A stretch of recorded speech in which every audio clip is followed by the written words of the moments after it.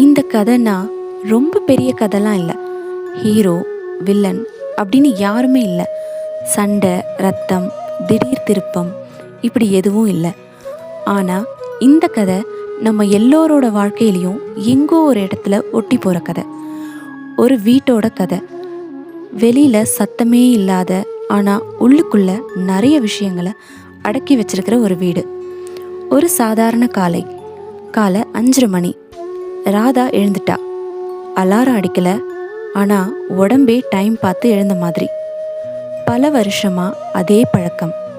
அடுப்பில் பால் வச்சா கவனிக்கணும், வாசல்ல அம்மா கோலம் போடுவாங்க, அப்பா ரேடியோவில் பழைய பாட்டு போடுவார். இந்த வீட்டில் எல்லாமே நேரத்துக்கு நடக்கும். ஆனால் ஒருத்தருக்காக ஒருத்தர் நிற்கிறது மட்டும் இல்லை. ராதா ஒரு டீச்சர், தனியார் ஸ்கூல். காலையில் போனால் சாயங்காலம்தான் வீடு. அவளோட வாழ்க்கைன்னா ஒரே ரோடு. ஸ்கூல், வீடு, சமையல், பிள்ளைகள், தூக்கம். கனவு இருந்துச்சா? கண்டிப்பாக இருந்திருக்கும். ஆனால் எப்போ தொலைஞ்சதுன்னு அவளுக்கே தெரியாது. ஒரு பொண்ணு அமைதியாக இருந்தால் அவள் சந்தோஷமாக இருக்கான்னு நினச்சிடாதீங்க. சில நேரம் அமைதி ஒரு பழக்கம், சில நேரம் அமைதி ஒரு பயம். சுரேஷ் அக்கௌண்டன்ஸ் வேலை. அவன் ரொம்ப பேச மாட்டான், கோபம் காட்ட மாட்டான், சண்டை போட மாட்டான். ஆனால் அவனோட மனசுக்குள்ள எப்பவும் ஓடிக்கிட்டே இருக்கிற ஒரே ஒரு கேள்வி, நான் இந்த குடும்பத்துக்கு போதுமா? இந்த கேள்வி தான் அவனை இவ்வளோ அமைதியாக வச்சிருக்கு. பேசாமல் இருந்தால் யாரும் கேள்வி கேட்க மாட்டாங்கன்னு அவன் நம்பினான். அமைதி அவனுக்கு ஒரு பாதுகாப்பு மாதிரி.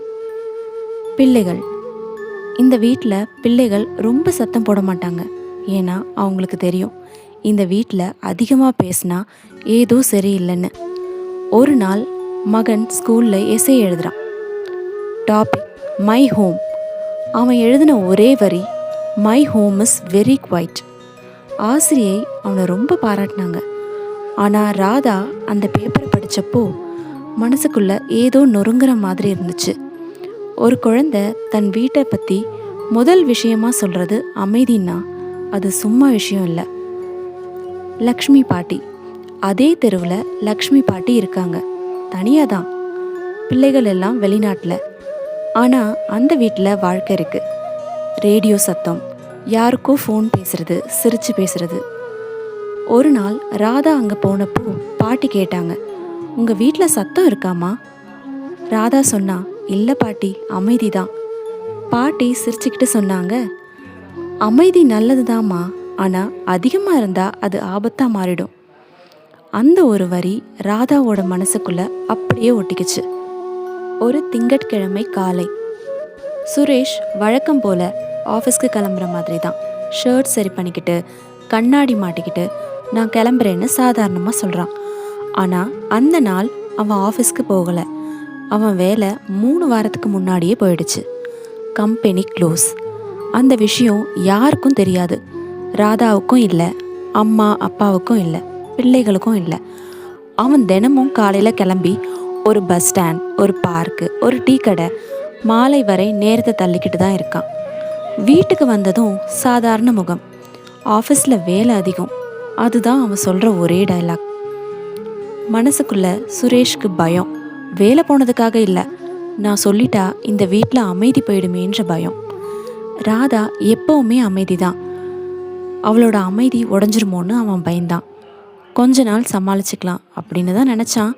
ஆனால் கொஞ்ச நாள்னு நினச்சது நாளுக்கு நாள் பெரிய சுமையாக மாறிடுச்சு. ராதாவுக்கு சந்தேகம் மெல்ல மெல்ல வந்துச்சு. சில விஷயங்கள் கண்ணுக்கு பட ஆரம்பிக்குது. முன்னாடி மாதிரி சுரேஷ் பேசலை.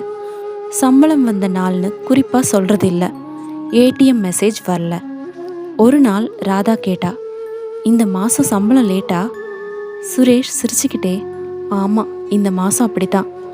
அந்த சிரிப்பு ராதாவுக்கு சரியாக தெரியல. ஆனால் அவளும் அதுக்கு மேலே கேட்கல.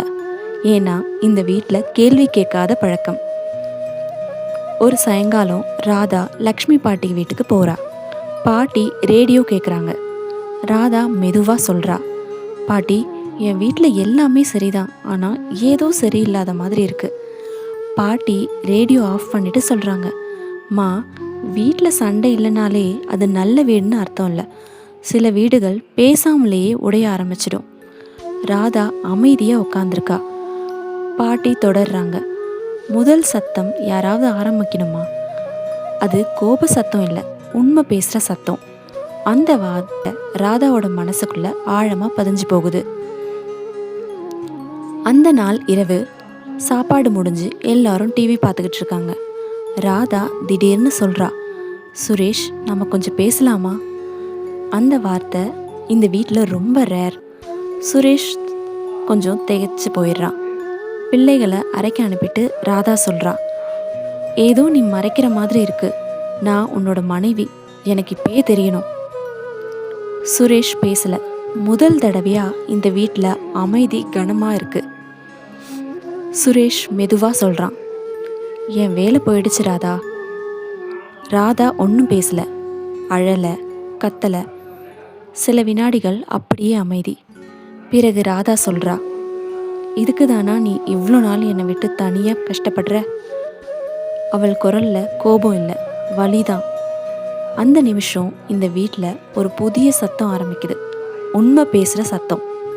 அந்த நாள் இரவு யாருக்குமே தூக்கம் வரல. வீட்டில் சண்டை இல்லை, ஆனால் அமைதி மாதிரி இல்லை. அது புதுசாக ஆரம்பித்த ஒரு அமைதி. சுரேஷ் முதல் தடவையாக லேசாக மூச்சு விடுற மாதிரி இருந்தான். ராதா அவனை கவனிச்சுக்கிட்டே உள்ளுக்குள்ளே நினச்சா, நம்ம இவ்வளோ நாளாக ஒருத்தருக்கு ஒருத்தர் எவ்வளோ தூரம் போயிட்டோம்.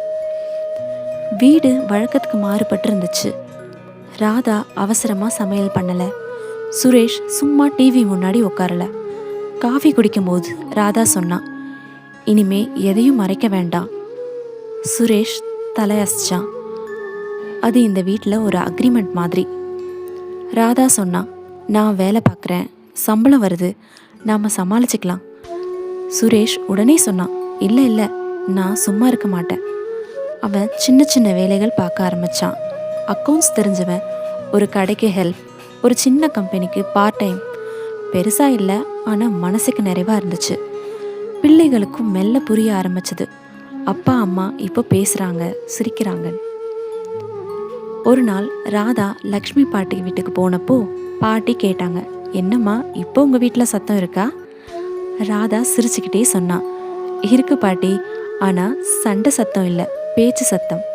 பாட்டி மெதுவாக சொன்னாங்க, அதுதான் சரியான சத்தம்.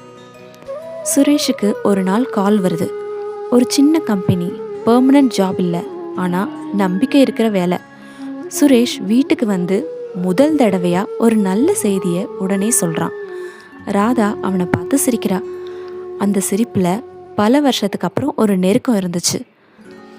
ஒரு சாயங்காலம் இந்த வீட்டில் இப்போது சத்தம் இருக்குது. பிள்ளைகள் சிரிக்கிற சத்தம், டிவி ஓடுற சத்தம், காஃபி கப்பை வைக்கிற சத்தம். அந்த சத்தத்துக்குள்ள ஒரு விஷயம் இருக்குது. பயம் இல்லை, மறைவு இல்லை. ராதா மனசுக்குள்ளே நினச்சா, வீடு நல்லா இருக்கணும்னா அமைதி மட்டும் போதாது, பேசுகிற மனசும் வேணும். ஒரு குடும்பம் சண்டை இல்லாமல் இருக்கணும்னு முயற்சி பண்ணுறதை விட உண்மை பேசுகிற தைரியம் இருக்கணும். சத்தமாக பேச வேணாம், ஆனால் பேசாமல் இருக்கக்கூடாது. அதுதான் நம்ம வீட்டு சத்தம்.